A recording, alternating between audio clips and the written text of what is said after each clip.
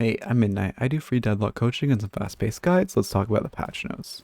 First, they added this character called Raven. He has a very slow-firing umbrella gun, and starting with his second ability, it will launch him up in the air, and then if you recast it, he will shoot something similar to a Grey Talon arrow that explodes in an AoE. His third ability is just Wraithful Auto. Literally, it is just Wraithful Auto. I'm sure it will be changed later. And his ult curses anyone that looks at him for too long. His ult goes very well with his first ability, which has the passive of him doing 40% extra damage and 70% when it's at its max level to people who have their back turned to him. This includes gun damage and melee damage. While it's active, we'll equip a grenade and throw it that stops the enemy from turning. So if you have an enemy who's looking away from you, you can throw the grenade and you lock them into taking 70% extra damage. Also, the turn speed is locked and it is not DPI based. Here's an example of how slow the turn speed is. So this is me moving my mouse from the left side of my mouse pad to my right. Again, this is me doing it without the ability on me.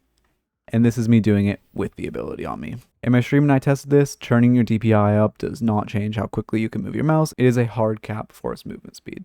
Next, they added a new competitive option. You basically go into your preference settings and then toggle this on. This is supposed to be a band-aid fix for them not having enough players to really hold up two modes, but I think ultimately this will end up with more players just progressively leaving and the game getting smaller and smaller. But we'll have to see how this setting feels to play on. Also, from this point on, if I have anything I need to demonstrate or show, I'm going to cut to clips of it. The B-roll will be footage from a 6v6 Raven-only game I did on my stream. Also, when you're queuing with a party, they added lane preferences, which will just make you and your friends have an easier time when queuing. We didn't really get any changes to the matchmaking system, which was quite disappointing, but they did change it, so we'll try to prioritize having at least 2 frontliners on your team, which will be a little helpful, and it is a good start to making the games feel a little better before they have enough characters to add draft. Ability range now stacks diminishingly. This means we won't see as many crazy dynamo ults or ability range maxing builds, which will be pretty good for game health.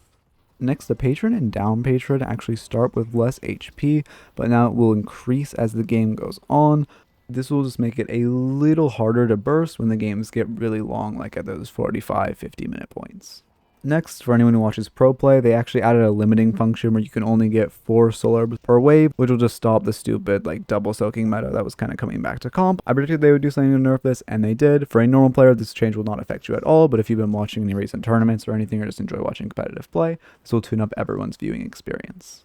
Berserker now builds into Frenzy. The items definitely fit to build into each other, and making Frenzy a little more expensive does feel good. Toxic Bullets had a slight increase on their bleed damage from 2.5% to 2.75%. I only mentioned this because I think Toxic Bullets were already a really good item, and this will just make them even better.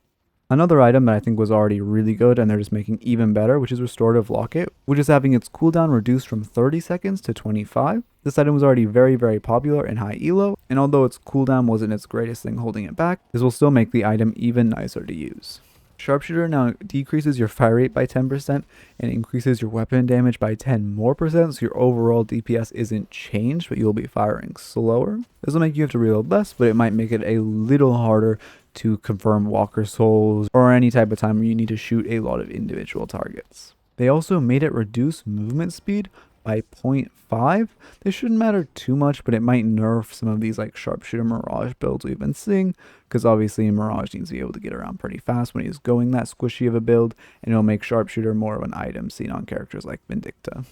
Leech no longer provides cooldown reduction, and instead it now builds from Healbane and acts as a better Healbane, providing 60% anti-heal for 8 seconds when you do spirit damage. A pretty decent infuser buff. They increased its duration by 2 seconds and removed its plus 50 health to a plus 70 spirit shield. Infuser was already a very good item, especially on characters like Infernus, and obviously Infernus will also build Enchanter's Barrier depending on the game, so this will be even better on those Enchanter Barrier games. E-Shift now actually allows you to float around at 2 meters a second. It will pull you down to the ground, so it's not insanely overpowered, but is a slight amount of movement that will really matter when you can control when you enter the shift, unlike the haze change, which I'll talk about later. Silence Glyph now pierces through all enemies in its path. This just allows you to hit some pretty good silences. If you hit a grouping ult like Lash ult and then you hit a Silence Glyph, you can do a lot of damage, and there really isn't that much the enemies can do against it. I think in the right hands, Silence Glyph will be very, very powerful this patch. Next, there is another Arcane Surge nerf. This was very needed. All of its plus 20% have been dropped down to plus 18%. Should hopefully help to rein this item in. They reduce the knockdown stun duration, but when someone is in the air, it will stun them for longer based on how high off the ground they were. This is to make it so people stop buying knockdown just to cancel every channel ability, and to make it more of a counter against snipers and flying targets. Next, we know one of the biggest problems in Deadlock has been Refresher, and how just stupid it feels to play against on Dynamo and old Yamato. A lot of people have been calling for it being removed, a lot of people have been calling for a major nerf, so they have given us the amazing change of adding 0.3 seconds to its cast time. Yep, that's the change. That's it. This item has been pretty busted for a while, but it is great that now the general community is starting to recognize more and more how dysfunctional of an item it is, and more people are calling for a nerf, so I do expect to see it nerfed soon. Alright, on to the hero changes. The first change says Bebop Uppercut now only locks enemies out of air control for a max of 0.5 seconds, down from 1 second.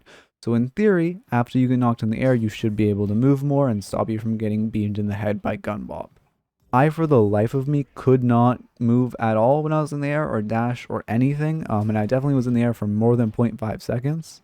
So I'm not sure if this is a glitch or if I'm missing something with this interaction, but I wrote in the script that I want to talk about this because it is a pretty big anti-gun bob change if it functions correctly. But again, in testing, I still couldn't move after I was hit by the uppercut, so if you guys have any idea if this is just a glitch or if there's something I'm missing, please leave it in the comments. They changed Grey Talon Trap to something called Spirit Snare. Now whenever you get hit by a Grey Talon's trap, it will apply a curse on you for 1.75 seconds. And you can also activate it immediately by shooting a charged shot into it. I think for the majority of elos this change won't be too detrimental, but for good Grey Talons, being able to instantly activate their trap might be a problem. Big change for Haze, for sleep no longer stops you from moving. You can now move at 2 meters a second while slept. You still can't dash, mantle, parry, anything like that, and you still wake up on damage, but there's no longer a falling asleep timer before you're actually asleep, so you can't do things like debuff or Reducerate or use anything like Mirage Tornado to dodge it in the few frames after you get hit by it. However, I don't think this is going to be that big of a difference because it is only 2 meters a second, you're only asleep for a few seconds, you can walk 6 meters. I think this is going to feel weird and different, but I don't think it's going to be too major of a change.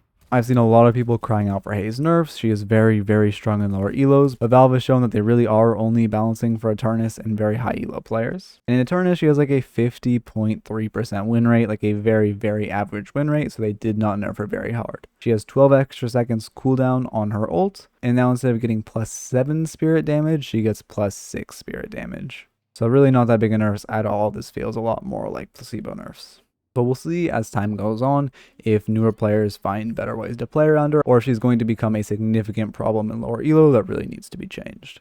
So this might sound like a small change, but Infernus's Afterburn spirit scaling has been increased from 0.5 to 0.6. His Afterburn's DPS scales with spirit, so basically he will do 20% extra spirit damage on his Afterburn, which is going to feel pretty significant. He obviously was really weak this patch, but I think this buff is much more major than a lot of people are thinking. Kelvin's Frost Grenade will now apply a -40% stamina regeneration slow.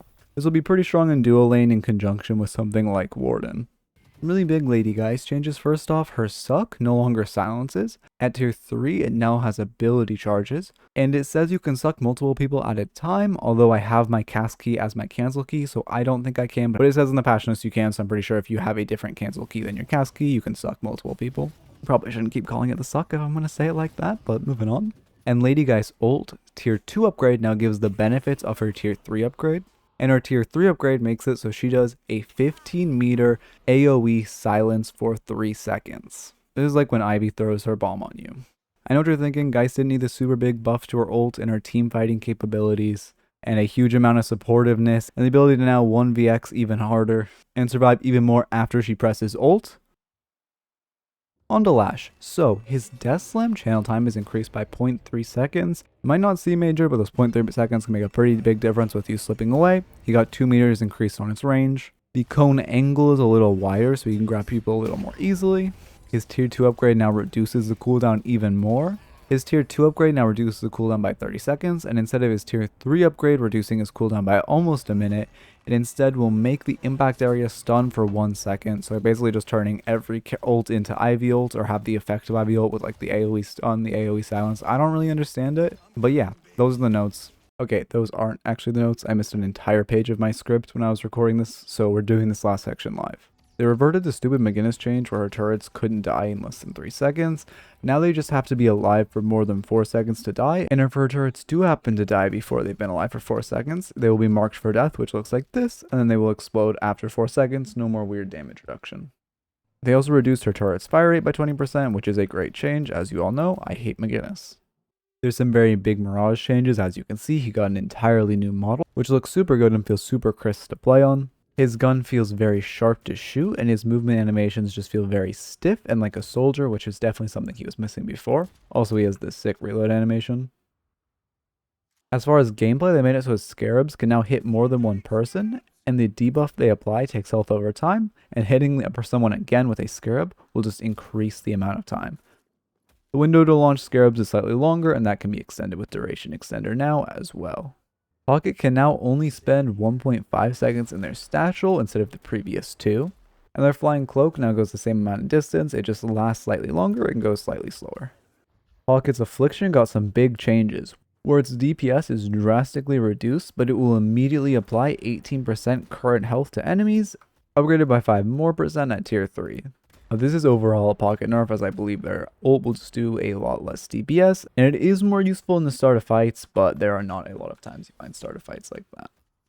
Pretty big changes to the 7 ult, as now when it's at its max level, you can move around. You can left click to do this little lightning strike, it will just knock people back, it won't cancel any channels, but it does a decent chunk of damage and knocks anyone away from the center. Pretty big viscous changes, he got 6 seconds off on his cube cooldown, and his puddle punch got a little bigger. It slows a bit more, and now when it's at its max level, it counts as a heavy melee, which will drastically increase the damage that it does. Warden got some interesting changes. He has had the highest win rate in high elo, and very close to the highest win rate in generalized elo. They reduced his spirit power scaling on his fire rate from 0.25 to 0.22. This is a very small difference, but it will make him kill you in the late game just that amount slower. The resist when he pops ult now is also reduced from 60% to 30%, but now when he gets it to its max level, he will get an increased 50%, making his early game a little weaker and his late game stronger. Finally, Wraith, her ult now lifts people up and then slams them into the ground, silencing them and disarming them for 2.5 seconds.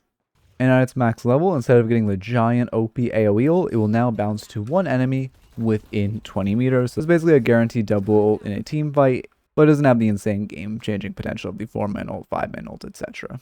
I always paraphrase these notes, so let me know if you think I missed anything, and anyone who's interested can check the comments. If you enjoyed this video, please show it some love. If you watched me read the patch notes on stream, you'll know that I got very, very depressed very quickly reading them. If you want to check out any of the streams, they're 10 AM PST every weekday. And if you want to check out any of my free coaching or VOD reviews, it will be on the screen right now. So as always, keep it real.